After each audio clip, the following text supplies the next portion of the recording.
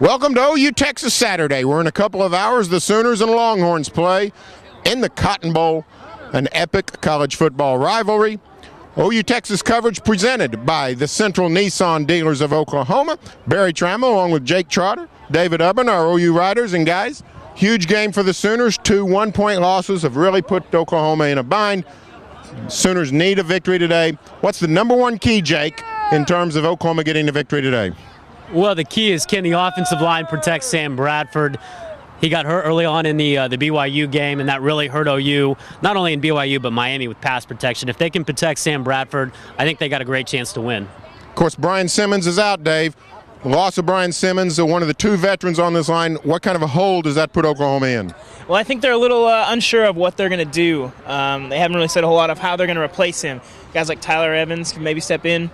But it's going to be interesting to see how they deal with that front. I mean, Texas has the best run defense in the country.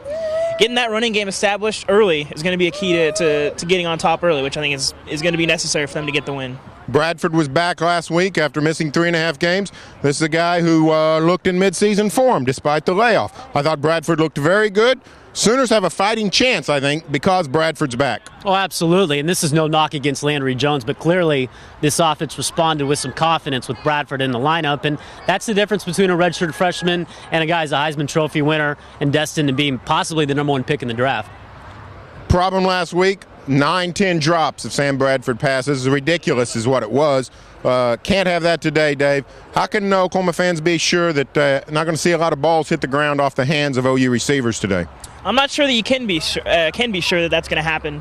A lot of inexperience in the wide receivers, but with Broyles back, that might up the comfort level of some of those younger guys, like a DeJuan Miller or like a Cameron Kinney. And then, of course, with Broyles back, you got the most reliable target now that the Gresham's gone. And I think that having that is definitely going to help the offense run, better than it had against BYU. Ryan Broyles missed the Baylor game, missed virtually all the Miami game, but says he'll play. Bob Stoops announcing Friday he will play. What kind of difference does that make to the Oklahoma offense? Well, it gives them a difference maker offensively. I mean, you're talking about a guy who, despite missing 2 games, is tied for the national lead in touchdowns. Without him, they really don't have a guy who can go the distance. He's a guy that can catch the ball and go 60. That's what you call a game breaker. Well, this is an Oklahoma offense that has actually run better than Texas. Over 200 yards rushing Saturday against Baylor. DeMarco Murray, Chris Brown. Will OU be able to run on Texas today, Dave? It's tough to say, but like Jake said, Oklahoma does have the 2 game breakers that Texas doesn't. Texas is going to be probably throwing out Fozzie Whitaker. Maybe McGee might play, maybe Trey Newton. But, Oklahoma does have Chris Brown and DeMarco Murray, 2 1,000-yard rushers, 2 guys that you can count on from, solid yardage and solid carries, and guys that can break big runs. Chris Brown did it against Miami. DeMarco's done it a couple times this year as well, and I think that ability to break the big play is what's going to separate Oklahoma in this game. Has the Oklahoma offensive line, is it back in gear? Last Saturday against Baylor, actually played pretty decent. Very few penalties. I think 1 penalty on the offensive line. Protected Bradford to some degree. Can Oklahoma play well in the offensive line today? Well, it's hard to say if they're back because they're missing a guy in Brian Simmons, who's an outstanding player, probably their second best offensive lineman behind Trent Williams. It's going to be on Tyler Evans, Tavares Jeffries, and Stephen Good to really pick up the slack. We'll find out today. I really don't know. I mean, Simmons is a really solid guy for them. Texas 5-0, ranked number 3. The Longhorns are great in the special teams. In my mind, that's where Oklahoma lost this game last year. Jordan Shipley's kickoff return. Sooners have been a lot better this year in the kicking game. What do you expect out of the special teams today, Dave? Well, Bob Stoops sounds really confident in what Matt Moreland's been able to do, kicking the ball off. And we hadn't seen a whole lot of explosiveness in the return game, but last week Dominique Franks had a couple nice returns, and I think for him to have another big game would be a real big asset for this team. 3 punt returns over 40 yards the last 2 games by Dom Franks. He wasn't even one of the he wasn't even returning punts when the season began. What elevated Ryan Broyles' injury elevated Franks into that? Why wasn't Franks returning punts all season, Jake? Well, they felt like Broyles had experience with it last year, had the touchdown against Kansas State. But Dom Franks is a guy they saw last year make plays defensively with a couple of touchdowns. They felt like he'd give him a spark, and I think that he's done that. And really, that's an underrated portion of Oklahoma's attack, Dom Franks in the punt return game. Well, this is a huge, huge element of the game.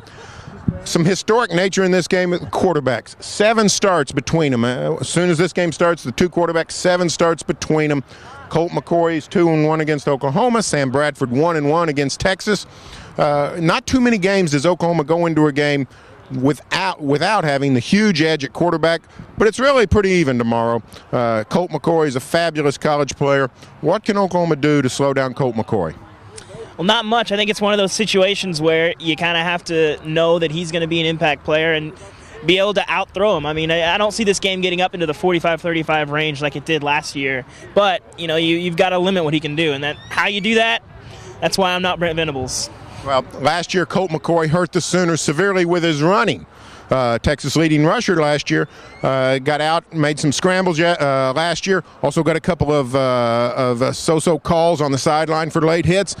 Can Oklahoma contain Colt McCoy's feet and running game? Well, they definitely have the ability to. I think at times he's hurt pretty good defenses, and he's deceivingly a lot faster than you would think. He rushed for like 800 yards last year. The defensive ends, Jeremy Beal, Austin English, Frank Alexander, had to be careful not to get too far upfield and allow him to slide underneath them.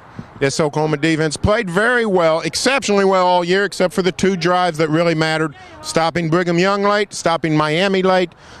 Gerald McCoy said something interesting this week. He said he hopes this game comes down to the OU defense's hands in the last few minutes. Dave, was that hyperbole, or do you think that was pretty heartfelt? Do you think Oklahoma's defense, Gerald McCoy primarily, is confident that they can get the much-needed stop? I think they are, and I don't think he was speaking in hyperbole. I think he really meant that. This defense has played really well this year, and they have gotten a bad rap because of those two drops. Statistically, they're right there. And while getting a stop against Texas to possibly win this game doesn't erase what happened against BYU and Miami, it helps lessen that blow, and it kind of restores the reputation of what's already a pretty solid defense.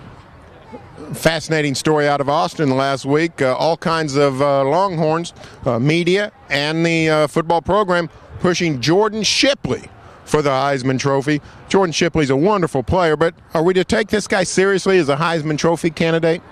It depends how he performs in this particular game. A lot of people will be watching. If he has, the kind of performance, frankly, he did last season, I think you'll see his name pop up more often. But the thing that hurts him is Colt McCoy is going to get preference over Jordan Shipley. McCoy finished second in Heisman last year. He's a name that's familiar with voters across the country. And if Texas wins against OU, I think you'll see McCoy's name pop up more than Shipley's. Well, this is a watershed game for Oklahoma. Lose this game, they go to 3-3. But the odds, the Las Vegas odds makers made it a small line, just a 3.5-point favorite for Texas. David, is there that much difference in these two teams? Is this a case that Oklahoma's played a tough schedule, came up a couple of games short, a couple of points short, and really these teams are fairly close? Yeah, I think you look at it on paper. I mean, OU lost 2 games away from home by 1 point. And both without the Heisman Trophy winner. And, I think a part of that is also the rivalry game factor. A game like this, you never really know what's going to happen. And just because OU, has those 2 losses, neither one of those are anything to be ashamed of. It's going to be a fascinating matchup. A lot of pressure on the OU coaches, in my opinion. Bob Stoops and his 2 coordinators, Kevin Wilson, Brent Venables. Neither one in great standing with a lot of the OU fan base. Do you see the coaching matchup in this game changing any from the last year? Texas has longtime offensive coordinator Greg Davis. Also has coach in waiting Will Muschamp as defensive coordinator. Who has the coaching edge in this game? Well, I mean, they both have outstanding staffs. It's deciding between apples and oranges. They're really both great staffs. I think that Bob Stoops' teams typically, when their backs have been against the wall, have responded well. I would say going into this game, their backs are against the wall. They're the underdog. People are picking Texas to win, and I think you see OU respond well in those kinds of situations. But Mac Brown has really had the edge in this game lately. 3 out of the last 4 has a chance to go 4 out of 5, which is amazing to think about, considering how well Bob Stoops dominated the series early on in this decade. Oftentimes in the Cotton Bowl, we see strange developments, offensive wrinkles. We saw the draw with Quentin Griffin in 2002. We saw, going back all the way to the 70s, we saw the formation of the OU Wishbone. this week in this game. Do you see Oklahoma producing any offensive wrinkles? Or is this a situation where Bradford's been out and just getting back into the mainstream offense is plenty enough of a mission for Oklahoma? Well, I don't know if you'll see anything major. I don't think you'll see any major shifts in the offensive strategy, but I think if you come Saturday expecting a few trick plays, maybe some little small wrinkles in the offense, you might not go home disappointed. Well, it's going to be a fabulous game, guys. We're not far from kickoff. Let's give a prediction. Jake, what do you see? Well, I think OU is going to play its best game of the season.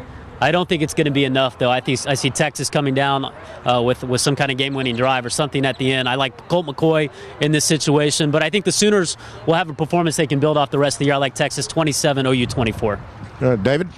Yeah, I kind of go along with what Jake said. I think just the talent level and the confidence levels of these two teams. I think OU doesn't really look like they're a team with that oft-used word swagger. They don't look like they have that right now, and I would have to take Texas 27-21. Well, I always pick the team that won the year before. Even in 2005, I picked the Sooners. It was a silly call. Oklahoma got rolled. You never know what's going to happen. But I'll stick with my theory. I think Texas wins a close one, 22-21. Stay tuned for full coverage in newsok.com as well as in tomorrow's Oklahoman. All OU Texas coverage presented by the Central Oklahoma Nissan dealers.